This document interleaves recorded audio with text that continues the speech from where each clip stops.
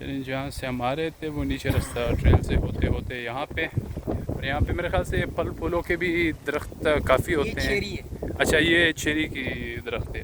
लेकिन ये wild cherry है तो थोड़ा कड़वा है। यहाँ पे वैसे मैंने देखा है जो आम तौर पे भी हमारे ऑलमोस्ट वाली साइड पे भी जहाँ पे हम रहते हैं उसके पीछे बिल्कुल बाग तो नहीं कह सकते, लेकिन जितने पौधे उसके वॉलनट उर्दू में उसको कहते हैं अखरोट। अखरोट जो हैं उनके भी पौधे काफ़ी सारे।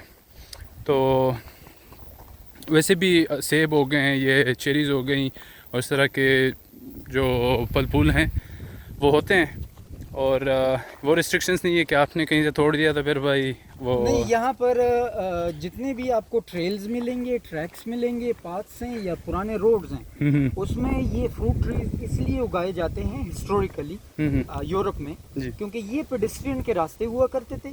अब हर एक बंदे के पास चूंकि खुराक नहीं हुआ करती थी, तो ये उनकी एक्चुअली ये उनकी खुराक थी। अच्छा। ये पेडेस्ट्रियंस की खुराक है, ये मुसाफिरों की खुराक है, ये जो लोग काफिलों के साथ जाते थे ये उनकी खुराक है। और इस पे लोकल लोग भी इसलिए हाथ नहीं डालते। आपको कोई लोकल नहीं मिलेगा जो कि वो आजकल करते हैं थोड़ा बहुत, मतलब just for the sake of, अगर किसी ने मुरब्बा बनाना हो, जी, किसी ने वैसी खाने हो, कुछ शौकिया, ठीक है ना। लेकिन कॉमनली आपको कोई नहीं मिलेगा जो कि एज ए अपनी अथॉरिटी जताए कि भाई नहीं ये तो हमारे हैं क्योंकि हमारे इलाके से गुजरे हैं, या ये या म्यूनसिपैलिटी वाले भी बाय कानून इसको अपना डिक्लेयर नहीं कर सकते, हालांकि उनकी प्रॉपर्टी है, बिल्कुल। लेकिन वो नहीं कर सकते। वो कहते हैं ये हिस्टोरिकली एक किस्म का रिलीजियसली आप या कल्चरली आप देख लो, ये यहाँ की एक जो पेडिस्ट्रियन के लिए या वो जो लोग थे राहगर थे वहाँ पर जो मुसाफिर थे, ये उनका खाना है और ये लोग टच भी नहीं करते, इस वजह से ये नहीं खाएंगे, ठीक है ना। जो लोकल होंगे वो कहेंगे कि यार ये उनका है हक, ठीक है, हालांकि इन्हें पता है कि आजकल कोई भी नहीं है, लेकिन ये फिर भी वो हिस्टोरिकली कुछ लोग इस चीज़ में बिलीव करते हैं। और वो तो ये चीज़ें आपको जो मोस्टली मिलेंगी along the road side, along the path, along the trail, तो ये सारी इसका बेसिक पर्पज़ यही था। बाकी तो ठीक है, चूँकि टेम्परेट जोन है, ठीक है, और उस वजह से आपको वेजिटेशन जो है वो काफ़ी अच्छी मिलेगी। बिल्कुल बिल्कुल बिल्कुल।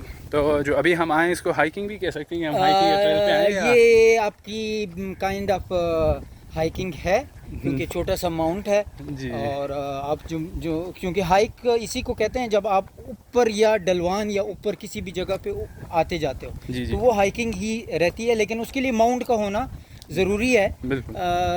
ये नहीं है कि आप फ्लैट किसी जगह पे जाओ आप कहें कि वो हाइकिंग है, तो वो नहीं है। हाइकिंग के लिए आपको किसी चढ़ाई पे चढ़ना पड़ेगा, तो चढ़ते चढ़ते स्टेमिना का मुझे यहाँ अंदाजा हो अब गया ये था। जो है ये अच्छी खासी हाइट है, ये तकरीबन प्राग में जो बड़ी बड़ी हाइट्स हैं उनमें से काउंट होती है। अगर टॉप 20 की हाइट्स निकाली जाएं तो उसमें से ये आपको मिलेगी कहीं ना कहीं, शायद बॉटम में हो, लेकिन हाइट है इस जगह। वैसे जगह बड़ी प्यारी, बड़े खूबसूरत। जनरली यूरोप में इवन तो ट्रेन का सफ़र आप करते भी हैं, तो एक तो ट्रेन की वो पता नहीं, मैंने पाकिस्तानी ट्रेन में सफ़र किया नहीं तो मुझे उसका तो अंदाज़ा नहीं कि वहाँ की क्या सीनरी वगैरह होती है, लेकिन सफाई सुथराई को देखते हुए और वो जो ग्रीनरी है एक किस्म की, यानी दिल आपका थ्रू आउट द सफ़र बहला रहता है। आपको वो सफ़र की वो एक किस्म की जो थकान होती है, एक किस्म की बोर्डम होती है, वो आपको फ़ील नहीं होती। यहाँ पे भी माशाल्लाह थ्रू आउट यूरोप मेरे ख्याल से ये अल्लाह ताला ने उनको ये खूबसूरती इस चीज़ की दी हुई है। इन लोगों की ब्लेसिंग है अल्लाह की इन लोगों पे कि ये जो एरिया है ये आपको ग्रीन काफ़ी नज़र आता है। लेकिन जब आप स्पेन की तरफ मूव करते हो या इवन कुछ एरिया आप यूक्रेन आप मूव करते हो, दे आर डेजर्ट्स, वो कम्प्लीटली वो ड्राई जोन्स हैं, ड्राई लैंड्स हैं, वहाँ पर आपको वेजिटेशन बहुत कम मिलेगी। इवन अगर आप क्रोएशिया की तरफ चले जाओ और स्प्लिट की तरफ मैं खुद चूँकि मूव किया है वहाँ पर, मैं मूवमेंट की है काफ़ी सारी, तो वो आपको ड्राई एरियाज़ भी मिलेंगे यहाँ पर। ये भी नहीं है कि सारा यूरोप सारा ग्रीन है, कोई सारे यूरोप ग्रीन नहीं है, ये डिपेंड करता है कि आप किस एरिया में और कहाँ पर रह रहे हैं। मोस्ट प्रॉबली क्योंकि टेम्परेट जोन में फॉल करता है। टेम्परेट जोन जो होता है वो वहाँ पर अमूमन अगर टेम्परेट जोन में बारिश ज़्यादा हो, जिस तरह हमारे यहाँ है कागान का एरिया है, तो वो मॉइस्ट टेम्परेट है, तो वहाँ पर बारिशें ज़्यादा होती हैं। लेकिन सेम एरिया भी है, वो टेम्परेट जोन है लेकिन ड्राई टेम्परेट है, वहाँ पर बारिशें ज़्यादा नहीं होती। तो ये दो एक स्प्लिट है, एक डिफरेंस है। Between the dry temperate zone और मॉइस्ट टेम्परेट। तो ये जो टेम्परेट जोन है ये सारा का सारा एक किस्म काइंड ऑफ जोन है, और बारिशें अच्छी खासी होती हैं, सॉइल जो है वो बहुत अच्छी है। जहाँ तक आपने सफाई की बात की, जहाँ तक आपने यहाँ की वो ब्यूटी की, तो आपको बाई एयर तो चूँकि पोल्यूशन जो जिसे पार्टिकल पोल्यूशन कहते हैं वो नहीं है यहाँ पर, बहुत कम है क्योंकि ग्रीनरी है। साथ में आपकी बात काट रहा हूँ, यहाँ पे जो जितने तकरीबन हमें दरख्त और पौधे दिख रहे हैं ये मेरे ख्याल से वो ऐसे वाले नहीं है, पलो पुलो वाले हैं ना, ये पलो पुलो वाले हैं तकरीबन। लेकिन वो सामने आपको लेरिख वो नज़र आ रहा होगा, कोनिफर स्पीशी है जो कि हमारे नॉर्दर्न एरियाज़ में काफ़ी होती है। लेरिख तो नहीं होती हमारे यहाँ, लेकिन इसमें से काफ़ी इस तरह की स्पीशीज़ हैं जो कि हमारे यहाँ मौजूद हैं। इनके जेनराज मौजूद हैं, स्पीशी माइट भी ये वाली मौजूद ना हो, लेकिन जेनरा ये मौजूद है हमारे यहाँ। तो मैं बात ये पर जो इन्वायरमेंटल अगर उसको देखा जाए तो हवा में जिसे एजिडिस या कंटेमिनेटेड मटेरियल कहते हैं वो काफ़ी है।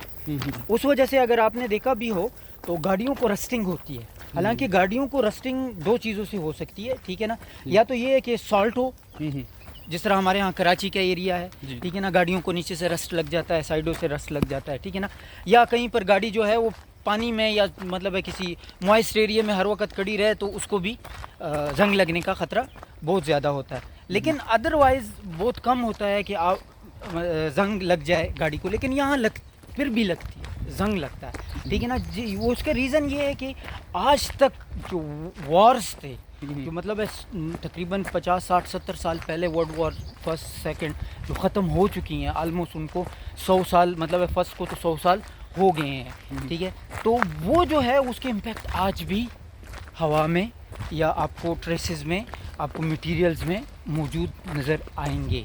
आपको बहुत सी इस तरह की जगह हैं, माइनिंग्स की जगह हैं, बहुत सी इस तरह के एरियाज़ हैं जहाँ पर उसके इम्पैक्ट आज भी नज़र आते हैं। और उस वजह से पानी आपको मतलब इधर कभी भी इतना क्लियर पानी, हाँ जहाँ पर ग्लेशियर्स पानी है वो सारा साफ़ है जो ग्लेशियर से आता है, जो माउंटेन से आता है, लेकिन ग्लेशियर्स के अलावा सारा पानी आपको बहुत गंदा, बहुत गदला तो नहीं गंदा नज़र आएगा, जिसमें वो जिस तरह होता है ना कोई जंगालूद जी पानी हो, उस किस्म की चीज़ आपको नज़र आएगी।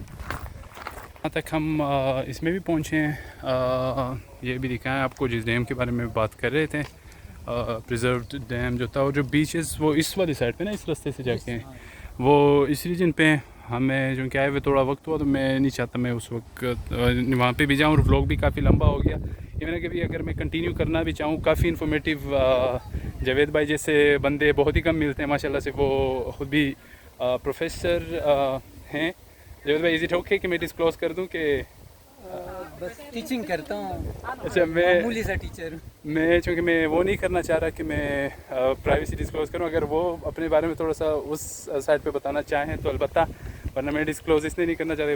बंदे की, हर एक बंदे की अपनी प्राइवेसी होती है जिसमें मैं नहीं चाहता कि वो, हालांकि मैं अपने बारे में भी, अपने फैमिली और उनके बारे में भी इतना वो नहीं होता हूँ, तो बस मकसद और मतलब यही होता है कि आप लोगों को मैं थोड़ा सा वो करता रहूँ। अच्छा, यहाँ पे इस वीडियो को एंड करते हैं, और बहुत माजरत वंस अगेन, वीडियो काफ़ी लंबी हो चुकी थी। द रीज़न वाज कि इतनी इन्फॉर्मेशन इतने कम टाइम में दूसरे बंदे किसी से वो करना नहीं हो पाता। कभी कभार मौका आता है तो हमने सोचा कि जितनी इन्फॉर्मेशन हो सके प्राग सिटी, प्राग और इस कंट्री के बारे में, इस रीजन के बारे में, तारीख़ी मकामात जो थे और हाल अहवाल जो थे वो सब आपसे शेयर करें। इसी वीडियो के साथ हम करते हैं अपने आज का व्लॉग का वी एंड, और अपने भाई हमीद और जावेद भाई को दीजिएगा इजाज़त। अपनी ढेर सारी दुआओं में हमें भी याद रखिएगा, हम भी इंशाल्लाह आपको दुआओं में याद रखेंगे। तब तक के लिए जी, अल्लाह हाफ़िज़।